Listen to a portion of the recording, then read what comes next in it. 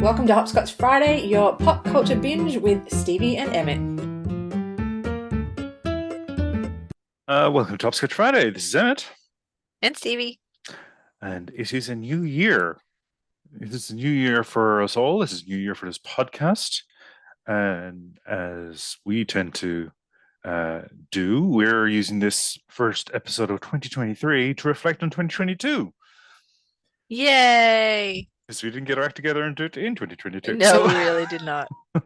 So we're going to do that. Before we get started, I just wanted to quickly mention the last episode we published was an interview with David A. Winner on his latest documentary, In Search of Darkness Part 3.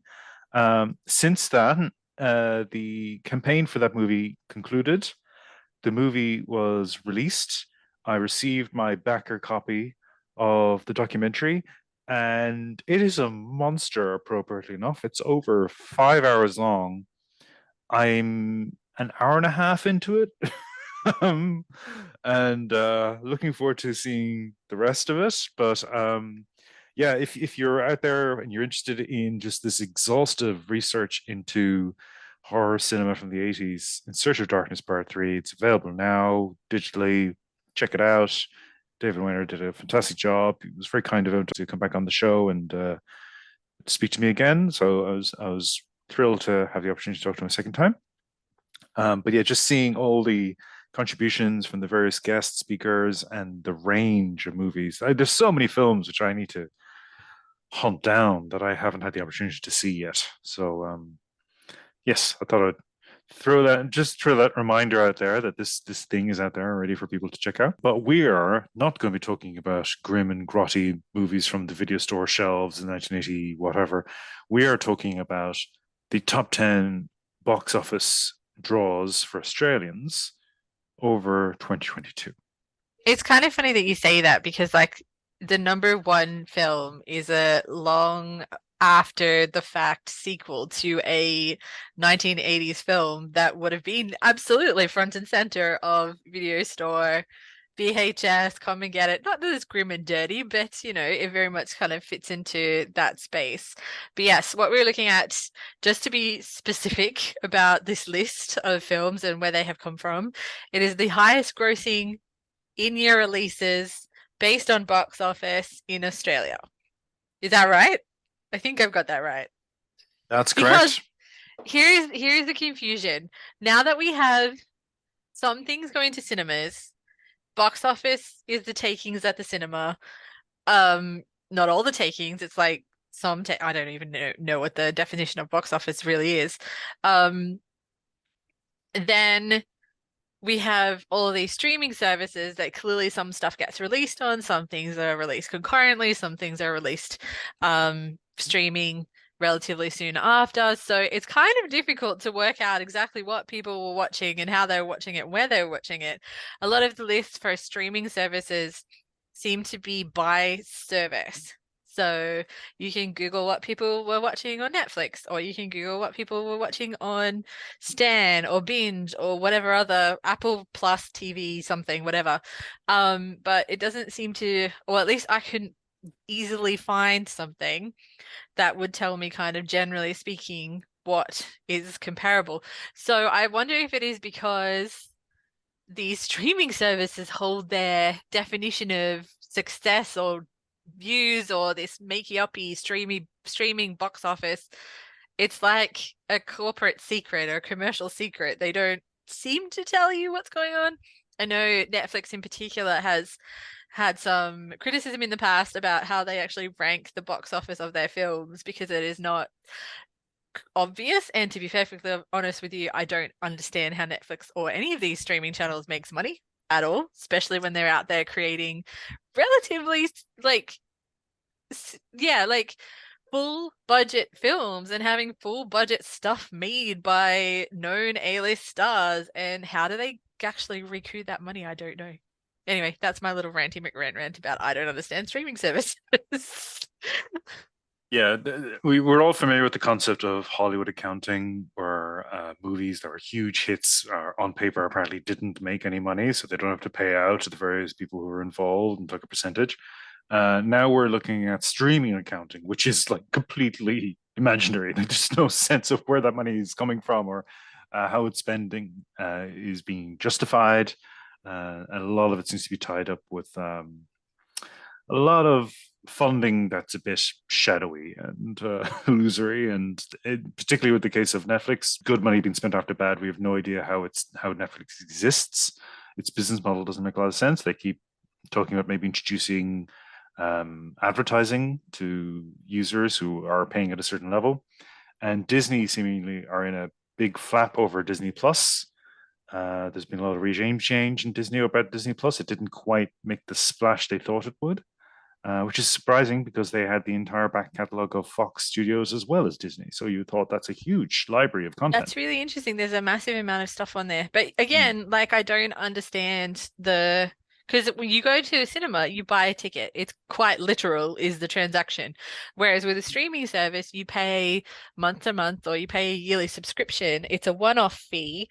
So anytime they release something new, I doubt that they get people just signing on. There's already the people there. So how do you make money from new content, and how do you, and I don't think they're very good at this, at least I don't think they are. They are constantly driving for new things as opposed to capitalizing on potentially nostalgia for some of these old things. Like we were having conversation the other day with some friends nearby about watching other, films that we've been watching that hadn't seen in a while, and is a good reminder of the fact that you can find things like Death Becomes Her is on there. I don't think I'm making a lot of sense, but I find, again, I don't understand streaming services. They have a lot of stuff. They have a lot of things that you would think that they'd be able to make money out of, but they just don't know what to do with it. Well, without further ado, Anyway, to the point. let's go to the traditional model for success in film terms, the box office ticket sales for movies that were released theatrically in a post-COVID Australian market. And coming in at number 10, we have Fantastic Beasts: The Secret of Dumbledore. I have absolutely nothing to say about this because I didn't see it. No, me neither. This is the problem with this list. Actually, I think this is the only one on the list that we didn't actually see. I know But we've done. I'm kind of embarrassed, but this is the one we didn't see. And before we actually get into it, I think as well, the movie we went back to the cinema to see was Jordan Peele's Nope, yes. which I have not been able to stop thinking about ever since. Wow. I think it's a great movie. There are moments in that movie that are like that haunt me. There are particular sequences that are just terrifying, and then there's some sequences that are I'm just really blown away by how inventive and clever they were. Yeah. And seemingly a commentary on Hollywood itself and filmmaking as it exists within Hollywood as a sort of white industry.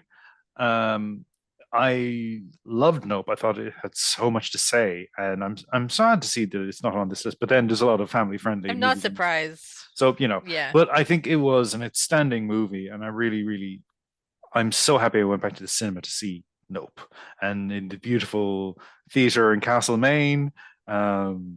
Officially sponsored by the Hopscotch Friday podcast. I don't think they are at the moment, but yeah. Oh, we need to re-up.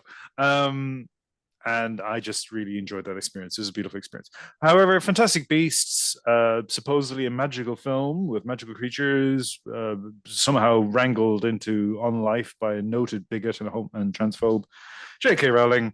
Couldn't be bothered. No, thank you.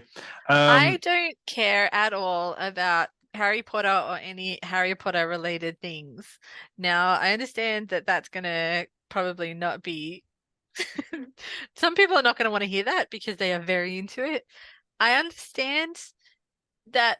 Again, I think I'm one of those people who I just don't have a passion about one thing that is just like all consuming or that I want to return to in the way that people love Harry Potter. And I think the overkill nature of marketing / trying to continue flogging this dead horse / merchandising of Harry Potter actually makes me want to double down and just not have anything to do with any of this and not support it in any way, shape, or form, because I just cannot find interest in it whatsoever. And this is the thing, right? Like, I know Fantastic Beasts isn't the same thing. It's a different path, but I think Daniel Radcliffe is a fantastic little actor. I think he's done some really great things, and we've watched lots of things that he's done post Harry Potter.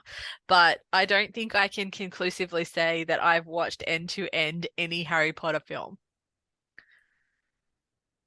And I think that makes me a unicorn. And apparently this movie didn't do the business that Warner's expected. Warner's have had a pretty tough couple of years in terms of their various IPs, stalling before they left the starting line. This movie, its failure apparently means that it completely wasted the talents of one Mads Mikkelsen, and that, for me, is the biggest insult of all. Mads possibly been wasted more here than he was in Star Wars Rogue One, where I was like, why are you in this movie? Like, what are you?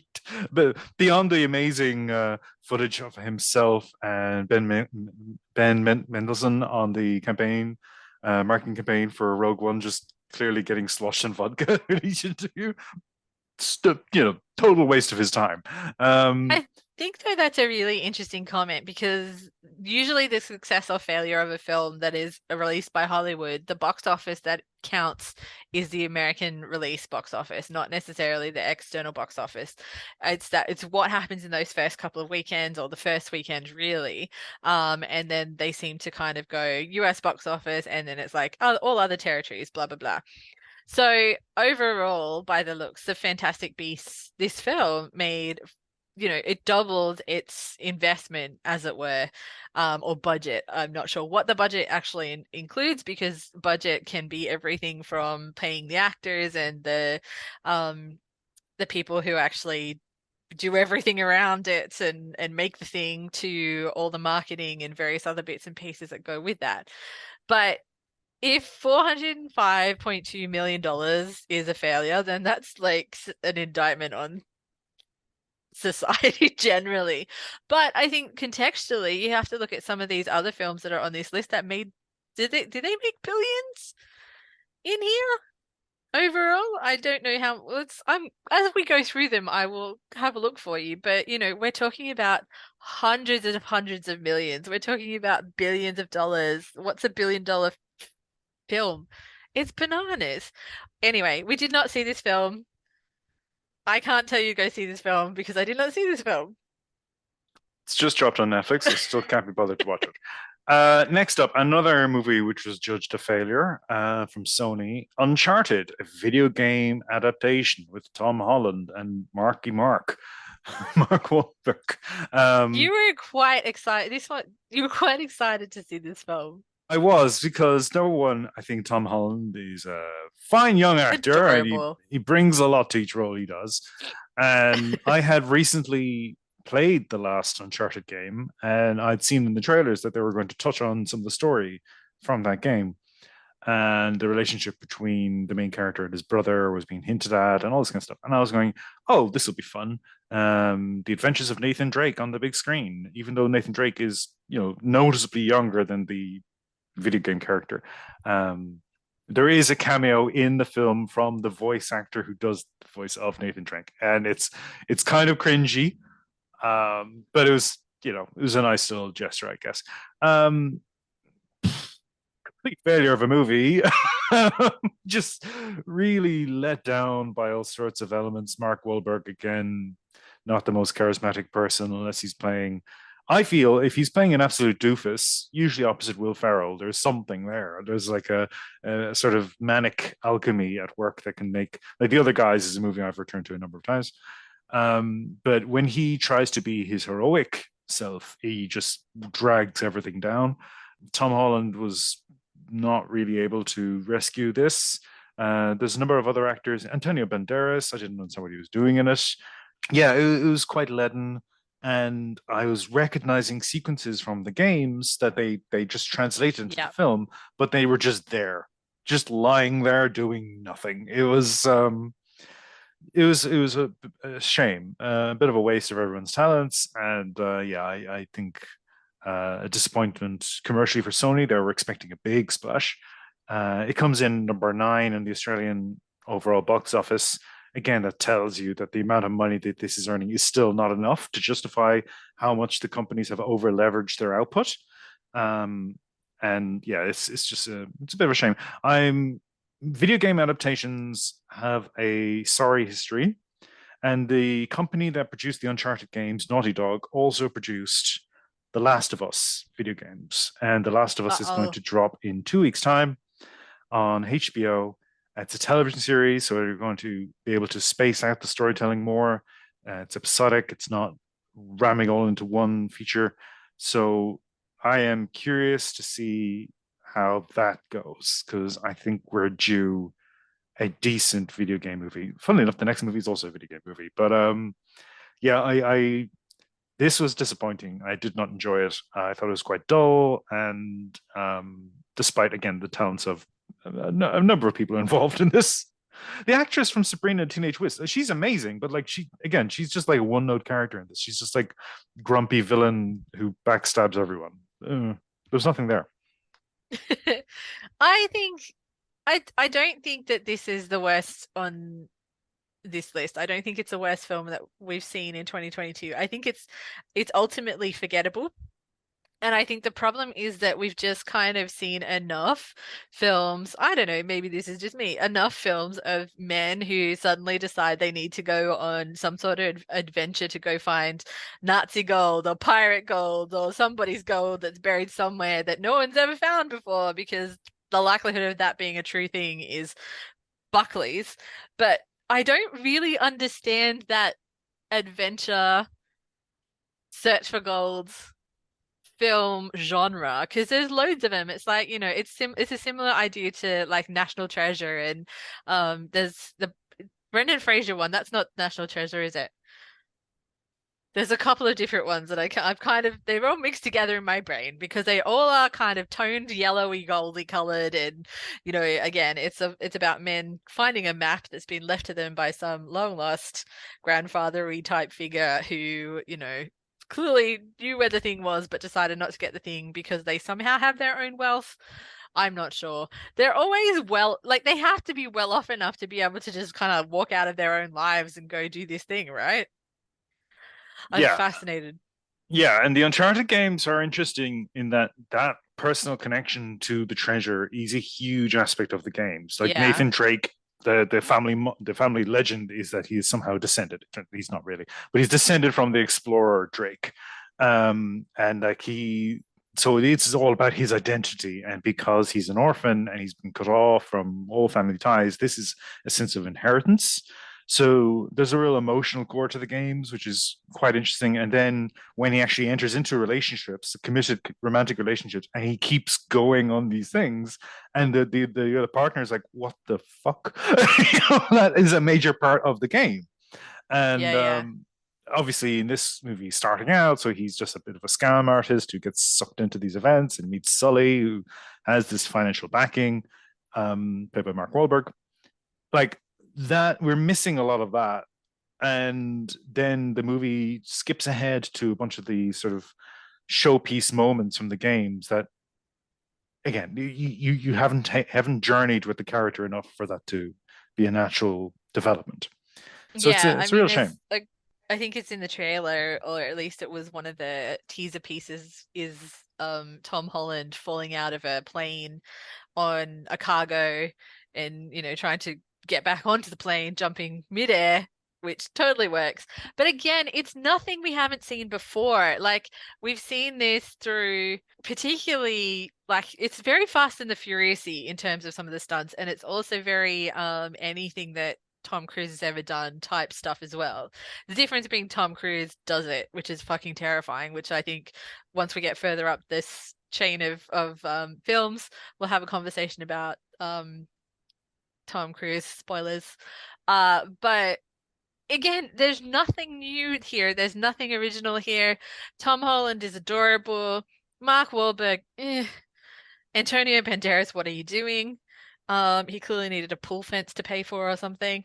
So I don't understand why this film was of interest to people, but there are some good set pieces in terms of if you wanted to watch it, that's kind of big things going on, but it's not a strong story and it will be, forgotten to history, I think. I don't think this is going to be one where people in 20 years' time are going to be going, oh my God, do you remember the Uncharted movie? They might love the game. That might have more longevity, but I don't think the film does. Next up, as I said, another video game movie. This is Sonic the Hedgehog 2 from Paramount. Now, Sonic the Hedgehog was the little video game movie that could. It was legitimately enjoyable, very surprisingly enjoyable. The original film had this banter between the character of Sonic and James Marsden's small town cop character, which was really moving. And again, the emotional core of that initial movie was very compelling. And this second one just ramps everything up, including letting Jim Carrey just do whatever he wants. And despite the presence of Idris Elba, which he's usually a big tick against something in my mind, um, it seemed to get lost halfway through. There was like 2 or 3 different films in the one film in this one. Correct. That's what I felt about this one as well. I feel like there was a number of different things happening and I'm not really sure why. There's a whole sequence where what is his name? I don't even know the names of the characters in this film. Tom Wachowski, played by James Marsden, he is Sonic's looker afterer, dad, if you want. Weird, why not? He has to go off with his lady friend. Tika Sumpter is yep, that's I'm reading names off Wikipedia because that's how much I don't know what's going on here. No, they have to go off to a wedding Sister's in wedding. Hawaii. Yes. Her sister's wedding. Her sister's wedding, yeah. In Hawaii, and thus leave Sonic behind at home and chaos ensues over there. But then there is this whole bit going on over there in Hawaii. And eventually the two intersect with each other because, of course, they had to. Otherwise, it doesn't make any sense. But then it still doesn't make any sense. There are whole sequences that happen at the Hawaiian wedding that you're like, could have done without that. Could have propelled this story much further, much better. But also, I find it interesting when you're trying to introduce new characters or like bring in new villains in particular. I find that there's a big issue with, and you see, I think this with some of the Marvel and DC movies, is they introduce a villain for like one film and then the villain is gone. And I'm like, but then you've also got the legacy villains that are going on. So here there's a little bit of conflict I felt between Dr. Robotnik, who is Jim Carrey, and Idris Elba's voice, Knuckles the Echidna. There's like all too much happening. There's this wedding in Hawaii, there's Knuckles situation, and then there's Dr. Robotnik still cuckoo bananas, and then there's Sonic trying to figure out his life. Oh, and then there's Tails as well. Tails is also in this. So you've brought the family together, which is fine, but then you've created too many threads that are not easily resolved, I didn't think, or not, none of which is meaty enough to carry this story. That said, I kind of enjoyed watching it because it was a bit stupid and ridiculous. I think James Marsden, I think he was better in the first one because there's kind of more of him, but in this one, he was still fine. I think he's an interesting actor. I think, like you were saying as well, the first Sonic kind of surprised everyone after they took on board the feedback of, holy crap, you've animated Sonic really strange and weirdly. Anyone who doesn't know what that's about, have a Google. I can't believe that there are people out there who don't know about the original Sonic. Or watch the Chippendales movie. So funny. So funny. With the amazing star of I Think You Should Leave voicing the original Sonic. The original Sonic. From the movie. Oh, amazing moment. Again, a movie that's not on this list that I think should be on this list, but carry on. Yeah, there's a few. But I think Ben Schwartz is actually quite good with Sonic. I think he handles the character very well. He's very convincing as the voice. This, yeah, like it kind of falls off the rails halfway through and you're not really sure why. Yeah, I mean, you mentioning Ben Schwartz. I mean, he gives so much to his performance as Sonic, and he's a sincere fan of the IP itself, if we have to Yeah. use that term. So he's very genuine and sincere in his performance. But Idris, I don't understand why Idris is in this movie as Knuckles. Like, I don't No. understand why you're having him do this performance, which doesn't really get a lot of Idrisness out of him, and also isn't very compelling. And it's the issue of, why are you having big name actors do video game characters where you're already squeezing them out of their own industry, the industry of video game voice acting itself. A lot more and more large actors are coming in. I'm playing through the Mass Effect series at the moment, and I've already encountered Martin Sheen and Lance Henriksen. And I'm going, what are you doing? Why are you in these games? Like, there's all these video game voice actors who can do these roles. Like, and this was over 10 years ago when this game was made, but like, that trend has continued more and more. I would say it's not just continued, it's kind of peaking. Yeah, well, the Chris Pratt of it all is the example Oh we'll talk God. to. But in this movie, Tails is voiced by the voice of Tails, Colleen Yeah. O'Shaughnessy, which is, lovely. And she's in it, and she's actually a highlight of the film. Like, she's really good as Tails. Tails is a very interesting character. Her performance, has that sort of winsomeness that you remember from playing the games as a kid when you played Tails. Mm. So yeah, I feel like it's a shame that the animated characters didn't retain their voice actors. Um, I know Ben Schwartz, you need a name to get these things over the line, and he, as I said, he's a gifted improviser, gifted comedic performer. I Um, think there's a difference there though, because I think you look at Ben Schwartz's performance in things like Parks and Rec. He has that ability to go from like zero to really far out there and a bit crazy and off the chain really quickly. And I think that's the kind of thing you need to be able to bring as a voice actor, because you don't have the physical. You have to be able to do it with your voice, with your emphasis, your emotion. It's a whole different beast. But I feel like he's an individual who has that capacity and capability, and he also has the physicality. But I think there's something in there that is a bit more communicable via just the voice alone, and just the emotion, and just the intensity, or just the flavor and the fun of it. So in terms of voice acting versus kind of general actoring, I think he's one of those individuals who probably pulls off both. It's really interesting. I'm trying to think of what I was watching recently, but I was watching something that was animated and the voice did not work.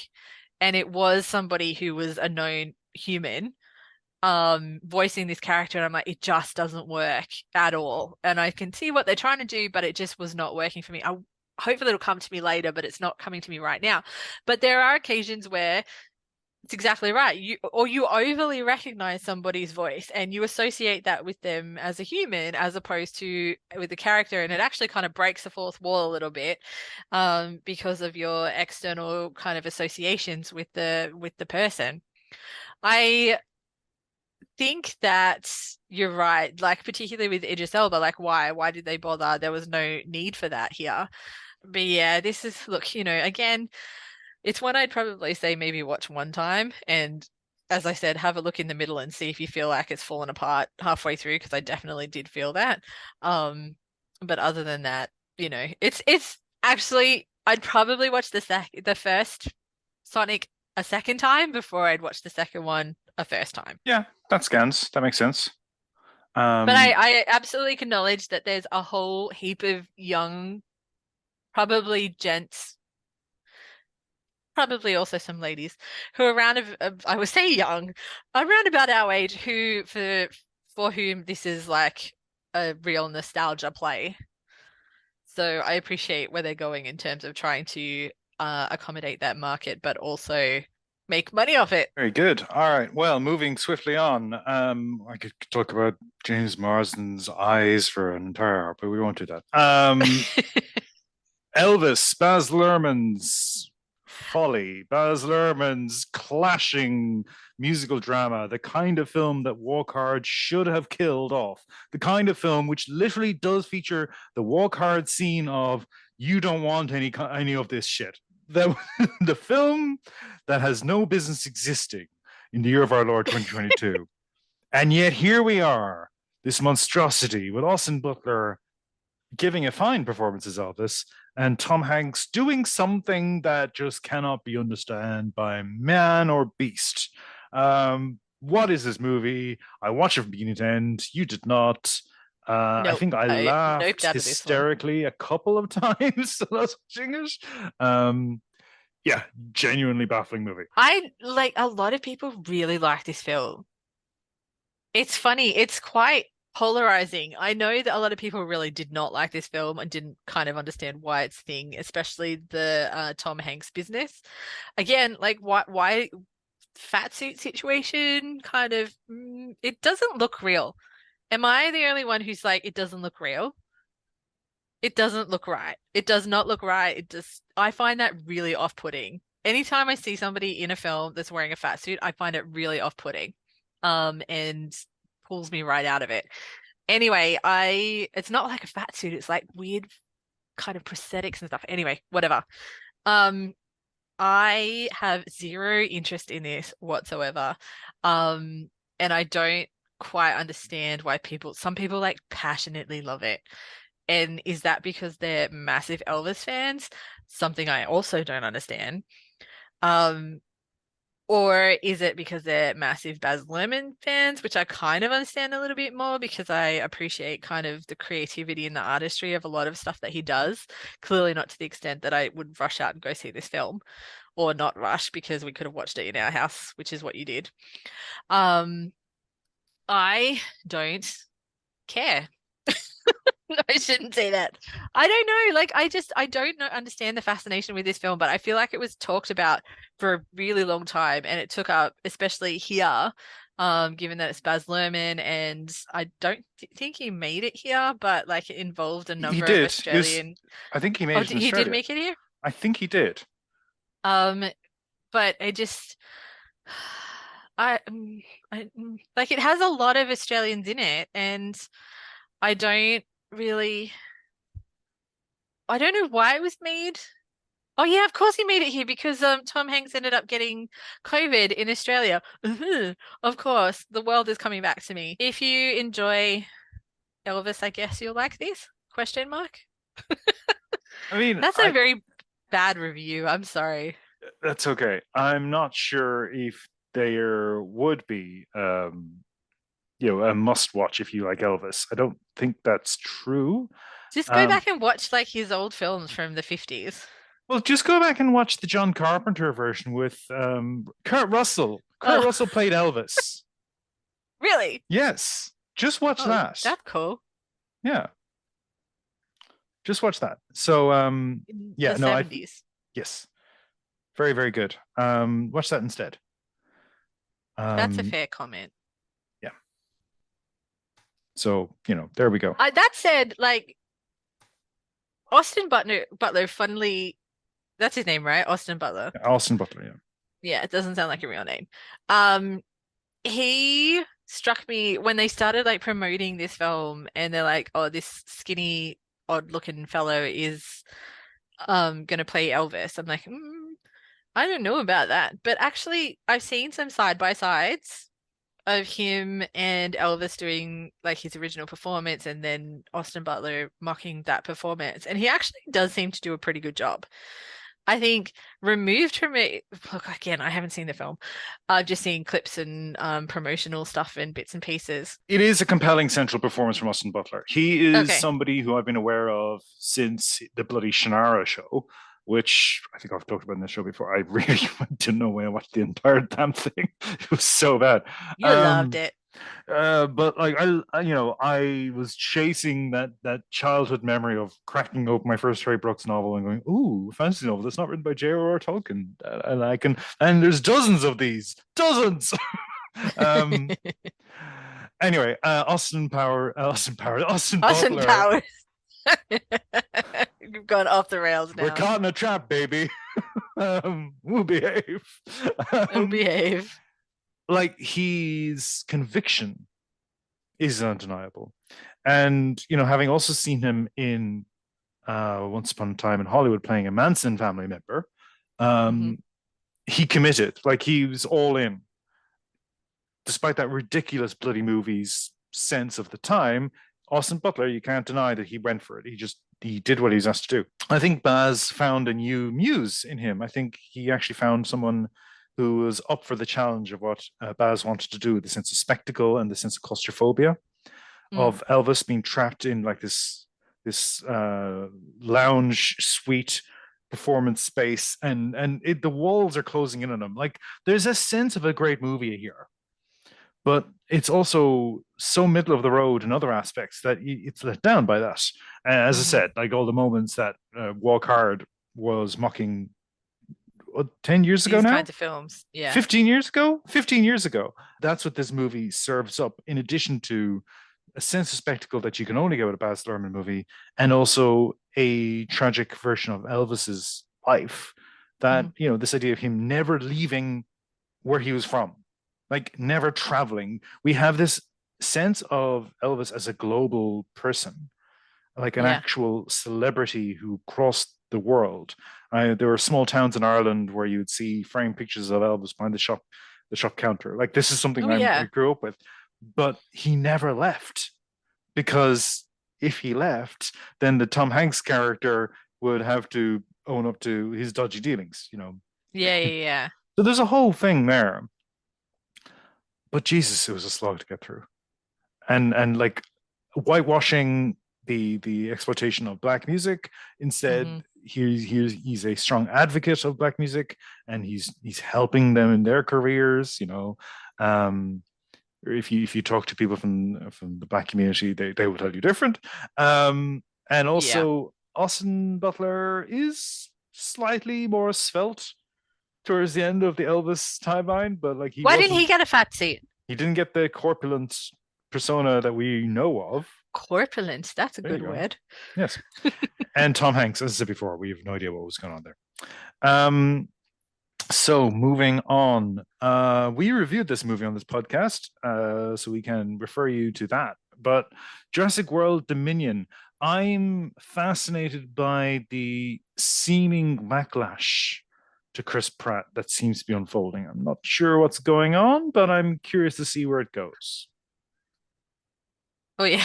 You just I'm happy for that pylon to occur. Thank you very much. That's a bit rude.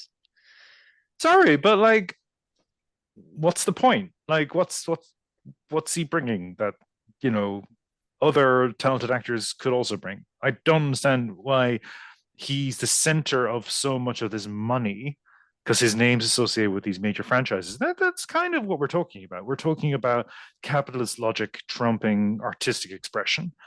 Chris Pratt is associated with major IPs that were hugely successful, so therefore automatic tick to whatever he wants to do. And what he wants to do is make pablum, like nonsense, crap. Um, that bloody Amazon, was it a movie? It was a television series where he was playing the lone surviving. That Um, was a movie. that I couldn't make it 15 minutes in. It was just so dour and boring and dull, and What Jesus was Christ, I that called? bounced right off it. And then there was that time travel movie he made with Oh, another I Mass thought that was the Effect. one you were talking about. No, there was a different one where he was set in this world, but there was The a time travel Tomorrow one. War? Yeah, with Yvonne Strahovski, who is also in Mass Effect, um, playing herself basically, which is very bizarre. Um, yeah, that movie was a joke. Like it had all the ingredients of a crowd pleasing blockbuster from 1996, and yet it was just really dull. It's kind of dispiriting to And it watch.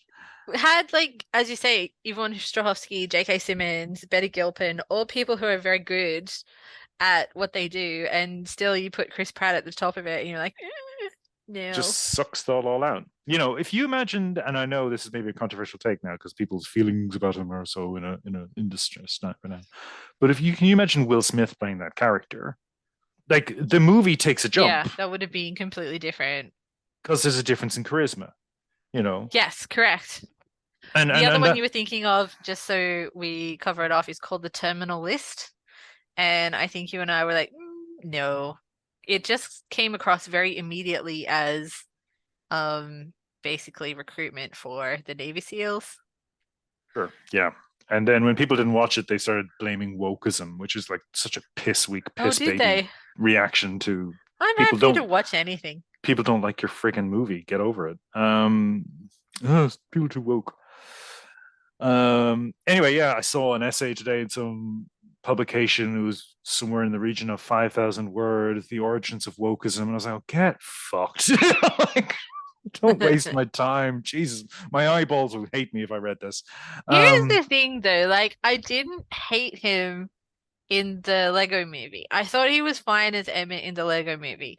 I was surprised it was him in Onward, the animated one about the brothers. That's a nice film. We've watched that a couple of times. Watched it once. No, more than once. Watch it one I'm time. sure I've seen it 2 times. Okay. Not with me.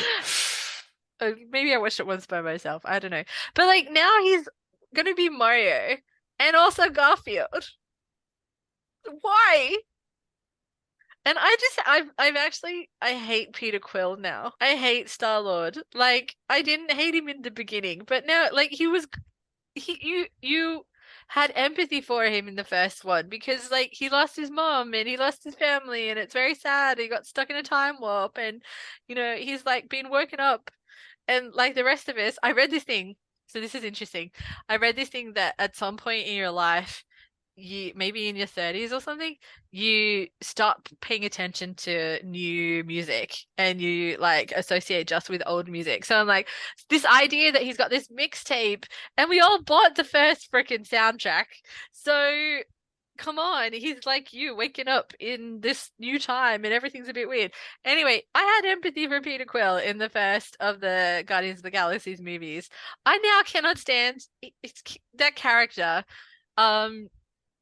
This film is friggin' annoying. Like so he's got Peter Quill, that character, so all the Avengers and stuff like that. He's got Emmett is his name Brakowski in the Lego movies. He's got now this Jurassic Park character, Owen. He's got all these different things going on. You're correct. Like it's gonna be oversaturation of Chris Pratt. And here is the thing. And I don't know if I mentioned this in the episode that we did on this, but I watched that stupid, binge watched, by the way, back to back, that stupid organization TV show. It's not stupid. It sucked us all in. I thankfully haven't gone to the shop and bought all of their crap, which is just more plastic I need in my house. Sidetracked. This is going to end up being several episodes. But Chris Pratt, they do Catherine Schwarzenegger's house, and Chris Pratt is Catherine Schwarzenegger's husband, and he comes in at the end, and I'm like, you have no presence whatsoever. And they're like super excited, the host ladies, who are like fucking bonkers with their organizational, like, I don't know, it's some sort of drug. And then he comes in and he's so boring and he's so nothing. And I have no interest in Catherine Schwarzenegger, but she seems way more interesting. She's probably going to tell me about Jesus, but I don't want to know. But Chris Pratt, no, I'm done with you. We were sold the wrong Chris Pratt story by Parks and Recreation. I'm sorry. Whatever happened to that? All right. Anyway, we're just supposed to be talking about Jurassic Park Dominion. Dominion. Jurassic World, whatever. The Jurassic World series is, I feel, when Chris Pratt's turn began. I think you're probably right, but I think it's kind of like you should have just picked one route and picked that one as opposed to having to be linked to every bloody thing. This film, so we made the mistake of watching all of the Jurassic Park movies. I think we talked about them all and moved into the Jurassic Worlds, thinking that maybe there was something there. These films are very bad. They're like they make okay, so it's $1 billion making film. These ones, right? These are the ones where they're making billions of dollars at the box office.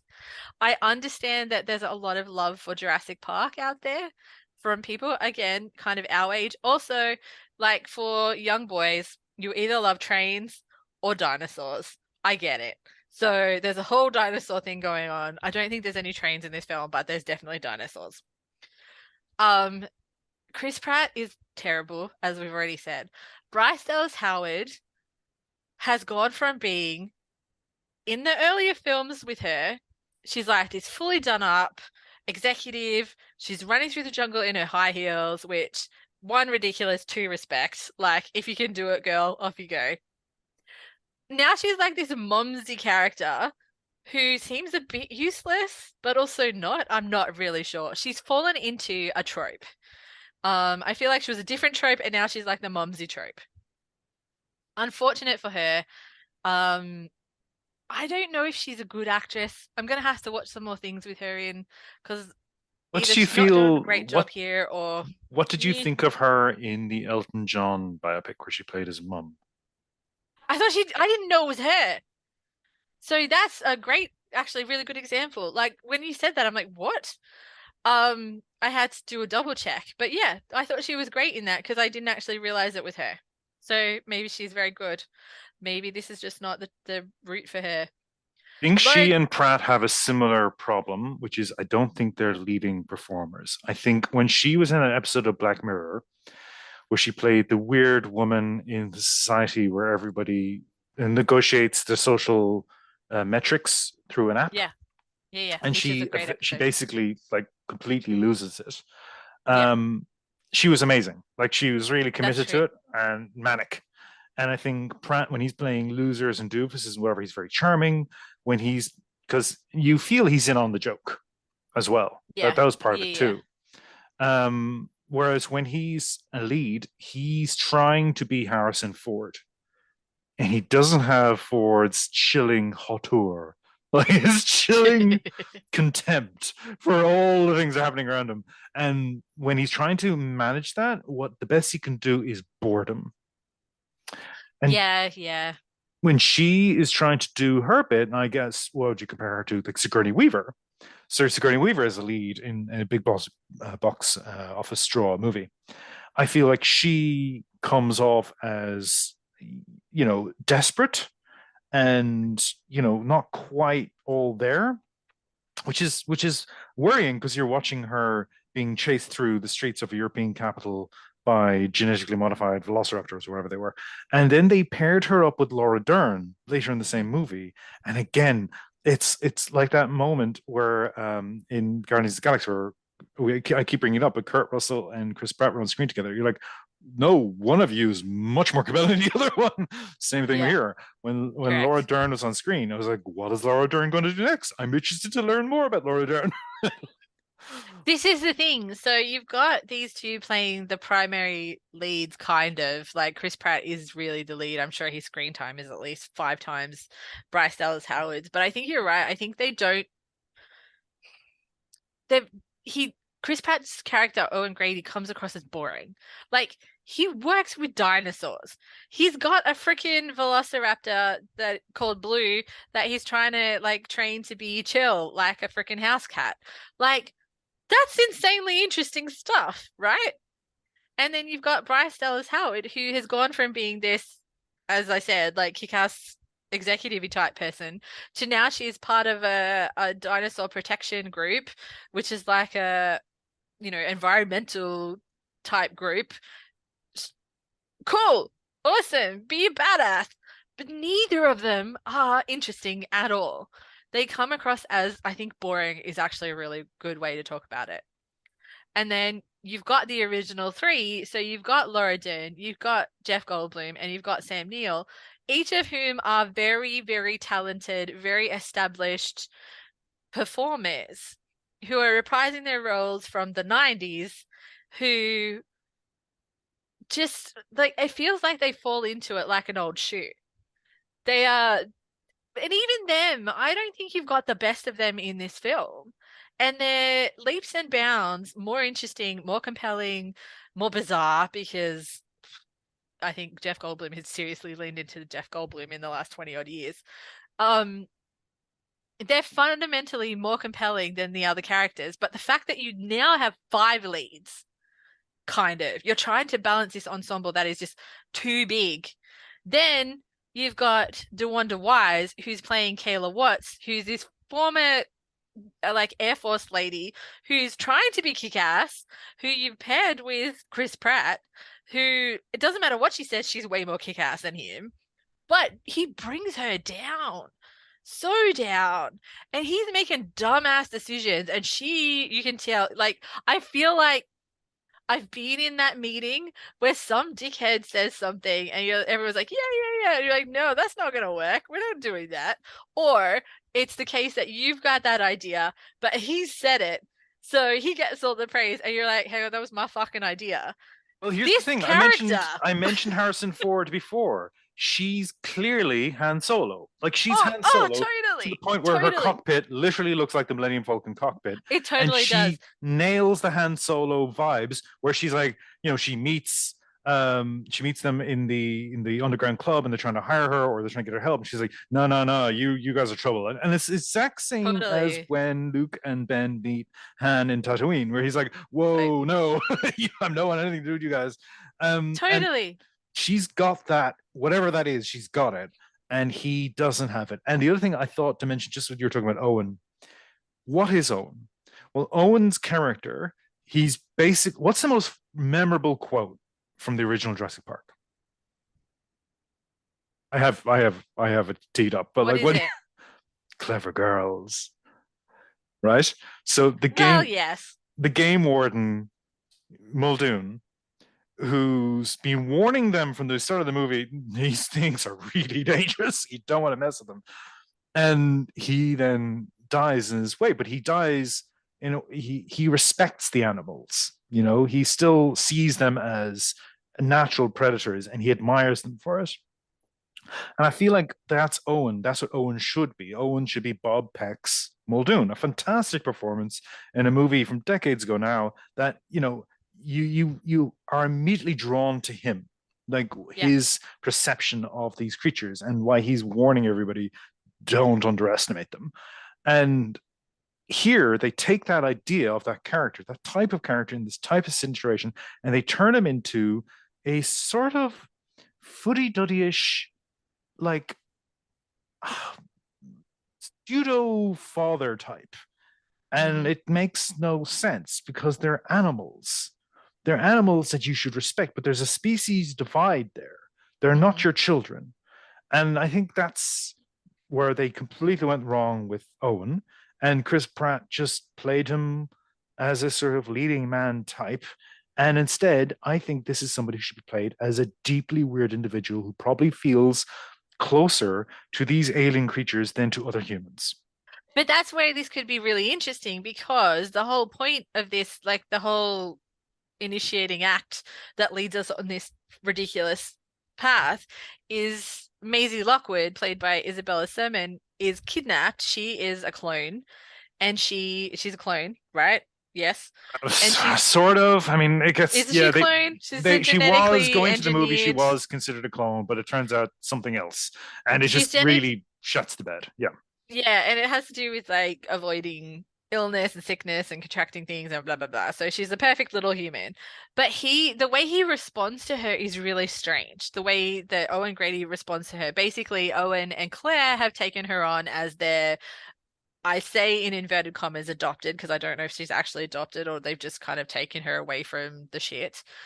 Daughter. So the whole point is that there's supposed to be some sort of maternal/paternal instinct going on here.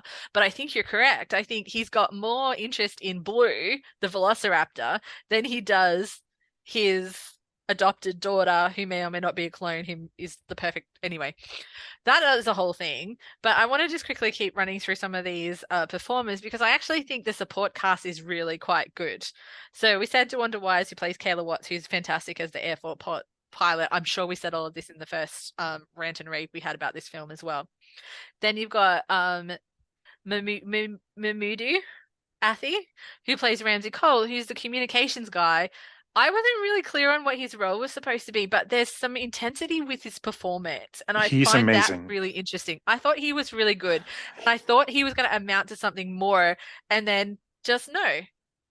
He's amazing in everything I've seen him in. He's really? Yeah. He's done a bunch of like little small screen slightly comedic things. He did a show called Arcade 51 on Netflix, which is deeply weird and it's been cancelled already. Of course, it has. But he is somebody I will watch anything he does. I'm fascinated by him. So yeah, his performance is great, and he sort of is like the Jeff Goldblum inheritor, and they each have a sort of nervous geekiness to them. Yeah, there's a nervous energy to them.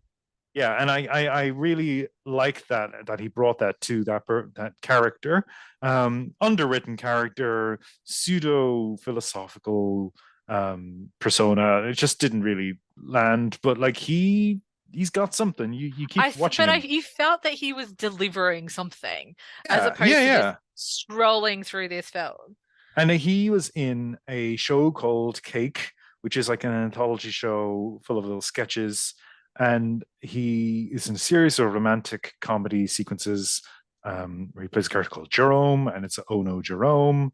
And I really loved everything he did in that. Like there's just something bizarre about him, but he's fascinating. And so yeah, more of him, please. And I think I'm trying to remember where she is. I'm literally scanning through. We just saw her in Glass Onion, and she was in the American Pie movies, and she did Russian Doll, and um, yeah, I'm just going to Google that right now as we're talking because that was ridiculous. That should have jumped out at me straight away. Natasha Lyonne, how can I forget poor Natasha? Oh, yeah. The Columbo in waiting that we need and deserve. She has this romantic storyline with him in Cake, which is just bizarre, really bizarre. A hint: part of it involves eating a pigeon, and oh, why not? he was up for it. The two of them bouncing off each other on screen was great. It's really, really good. So yeah, anything he does, I'm sold. Very good. The other two that I'd like to mention are BD Wong as Dr. Henry Wu. Why the fuck is he in this film? There is no point. Just like give him the check. I don't care. It just makes no sense. There's no time dedicated to his point other than he walks on, delivers exposition, and fucks off, basically. I think he does that twice. But Campbell Scott as Dr. Lewis Dodson, who is the Biosyn CEO, he has the potential to be epic villain, honestly. And he's getting there again, but for the fact that there's too much going on. There's too many people in this ensemble cast. There's too many people fighting for the lead. I think he's the true lead. Or at least should be, because there is stuff going on in his performance that is absolutely fantastic, but is brought down by the rest of the film, the story, everything else. All of the good performers are really screwed by a terrible lead in Chris Pratt. That is my fundamental review of this film. The animation, not the animation, what do you call it? The CGI? Dinosaurs look pretty good. They look fine. Yes. They look fine. But there's a scene where they have to escape. Okay, again though, like what these animals are doing doesn't make sense. Like there's got to be some sort of animal behavior people out there who are just like, this is bananas. There's no way that dinosaurs or like predators of any kind would be doing this sort of stuff. But there's a scene where it's got the 5 of them, I think. There's probably more. So Chris Pratt, Bryce Dallas Howard, Laura Dern, Jeff Goldblum, Sam Neill. Also, I think the girl, Isabella Sermon. There must be more. They have to get away from a dinosaur, probably Tyrannosaurus Rex. I don't remember. And they have to go into a tower thing, and then they end up in a tunnel thing. But like, you've got these 5 major characters all on screen battling for space. It just is nonsense. Nonsense. It's not even a good action scene. Okay, enough. I have gone on enough about this film. I was just thinking about Jeff Goldblum's performance in Buckaroo Banzai's Adventures Across the Eighth Dimension. Oh God. And how in that movie, which also is completely overstuffed with characters that you meet in one scene, and then like some of them die, and you're going, "Oh, was I supposed to have an emotional reaction to that?" And it's amazing how memorable Jeff Goldblum is in that movie, because he takes that one note character he's been given and he just walks all over the movie with it. And this is a movie where, you know, we've got Ellen Burstyn and Ellen Barkin and Paul Weller playing, you know, completely unsuited romantic leads, and yet there's something fascinating about seeing them on screen together. That movie is a mess, a glorious, glorious mess, and it is You fascinating. can have a glorious mess, and this movie fails to be even that. And that's my point. Anyway. Totally. I think that's the thing that we have to remember here. Like, as we're going through, like, this has been a bit of a smash fest, let's face it, so far. But you and I are very open to watching bullshit movies that are terrible or like amazing or all sorts. Don't even care. Doesn't have to be all up and down everywhere. So it's not as though we're sitting here going, oh, it's not fancy enough, it's not good enough for us, blah, blah, blah. We have enjoyed some real crap in life. It's just unfortunate that some of these don't make it to be good in the general sense, or good in the this is a terrible movie and yet I love it and will watch it 45,000 times before I die. So, you know, this is where we're at. Okay. And with that, I think we'll wrap up this accounting of the top 10, because we have so many superhero movies to get through before we're finished here. Because, of course, the top 5 of the top 10 have so many capes, no capes. There's so many capes. No capes. That's going to require some additional time. So to give you, the listener, some brief respite, we'll take a break here and come back for our second half of our accounting of 2022 and movies and all things related to movies. Very good. Thank you for listening. This has been Hopscotch Friday. You can find us via hopscotchfriday.com, or you can email us at hopfriday@gmail.com. Thanks for listening.